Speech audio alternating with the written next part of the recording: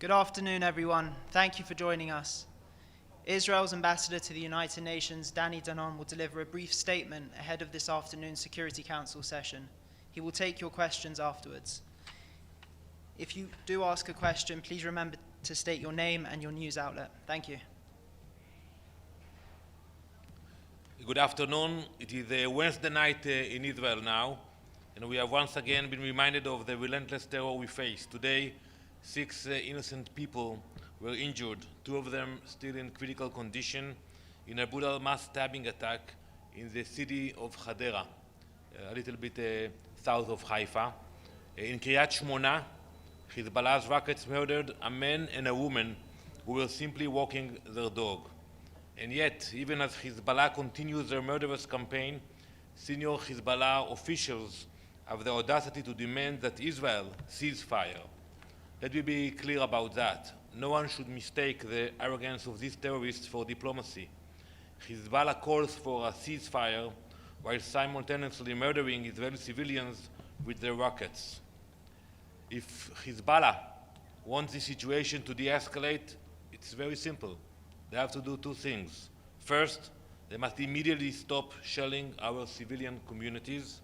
Second, Hezbollah must withdraw to the north of the Litani River in accordance with UN Resolution 1701, was adopted here in the Security Council in 2006. Until that happens, Israel will continue our operations to degrade Hezbollah's terror network. We found a lot of weapons in the bunkers next to our border, and we will do whatever it takes to secure our people and enable the 70,000 displaced Israelis to return home safely. Thank you very much. Ambassador, thank you. It's Pamela Falk from U.S. News and World Report. First, you mentioned 1701. Do you believe that that is still, 18 years after, with a lot of violations, the way to move forward? And 2, are there any ceasefire talks going on? So first, indeed, we believe in the language of Resolution 1701, but not in the implementation, because what we have seen that it was very hard to enforce. So basically, if Hezbollah terrorists will be north of the Litani River, and you're going to have the presence of the Lebanese army and UNIFIL, I think we should think about how to enforce it. But overall, we said it clearly, that's the goal of our operation. And I think we have heard similar voices from members of the Security Council. And on ceasefire talks? So as I mentioned earlier, you don't need to talk about ceasefire. Hezbollah should stop targeting Israel. That's it. And I want to remind everybody that it started on October 8th, the attacks against Israel, without any provocation from Israel. Thank you. Ambassador, hi, Margaret Bashir, Voice of America. Janine Hennis-Pleshert, the Special Coordinator for Lebanon, was briefing us about an hour ago. And about the Lebanon, the Beirut airport, she said that Israel had said that they have no intention of bombing it or making it inoperable. Can you just confirm that to us? I would say that. I think the Lebanese government should take serious steps in stopping Hezbollah. You know that Hezbollah using this airport and other civilian facilities to transfer weapons, and they're putting many Lebanese at risk. I will not get into specifics, but we are targeting terrorists. We are not targeting civilians.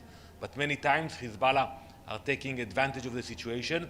And I think there is an opportunity today for the Lebanese people and the Lebanese government to seize the opportunity to take control of what's happening today in Lebanon. So can I just follow that up, please? Because many governments are doing evacuation flights or helping their nationals to leave Lebanon. Can you reassure them that they, from your end, will be safe if they are traveling on the roads to the airport or in the civilian airport?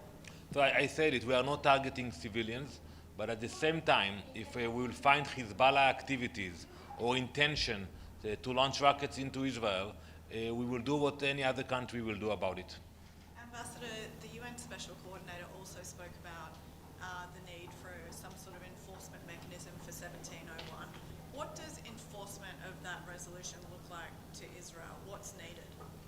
So I will speak about it tomorrow we're going to have another Security Council tomorrow at 3 p.m. But I think we have to work about the mechanism and make sure that, we are not going to talk again in 6 months that Hezbollah will come back to our fence.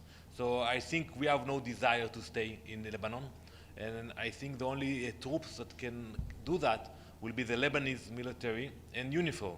But they need to have the strength, the power, and the ability to ensure that Hezbollah is not coming back to the same places. And I cannot go into detail, but what we found, including tunnels and a lot of infrastructure on the border, it proved that both UNIFIL and the Lebanese army were not effective in the last 18 years. So do you think the Security Council needs to give UN peacekeepers clearer rules to enforce, to do their job?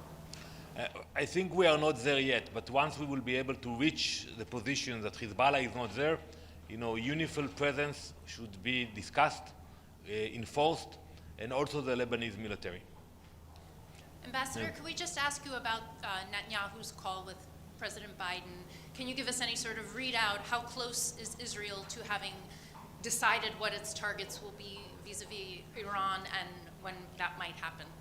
So the readout will come out shortly of the call, but it was a positive call, and we appreciate the support of the US. And as we stated earlier, Israel will retaliate for the attack, and I want to make it clear.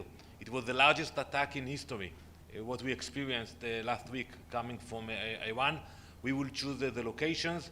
It will be painful for the Iranian regime. Thank you very much.